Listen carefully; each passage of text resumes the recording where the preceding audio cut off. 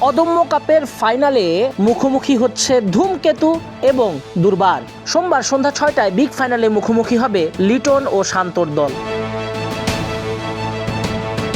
নানা জটিলতায় এবার টি-20 বিশ্বকাপ খেলেনি বাংলাদেশ, তাই তো ফাঁকা সময়ে একটা বিশেষ টি-20 কাপ আয়োজন করে বাংলাদেশ ক্রিকেট বোর্ড। সেখানে অংশ নেয় ধূমকেতু, দুর্বার, দুরন্ত আসতে পারেনি ফাইনালে, তবে দুর্বার ফাইনাল অবধি চলে আসে। মিনি জাতীয় দল ধূমকেতুর সঙ্গে চ্যালেঞ্জিং হবে লড়াই, তবে দুর্বার মনে করে তাদের বোলিং শক্তি দিয়েই ধূমকেতুকে গুড়িয়ে দেবে। 22 গজের লড়াই শুধু নয়, এই ম্যাচে সাংস্কৃতিক অনুষ্ঠান, আতশবাজির প্রদর্শনী থাকবে। ম্যাচের পরপরই শুরু হবে নানা রকম আয়োজন। বিসিবি এবার বিপিএল এর ঠিক পরেই আয়োজন করলো অদম্য বাংলাদেশ টি-20 কাপ। মূলত ক্রিকেটারদের চাঙ্গা রাখার জন্যই এমন আয়োজন, কোটি টাকার প্রাইজ মানি দিয়ে। স্যান্ডেলিনা সো, রূপচর্চায় আভিজাত্য।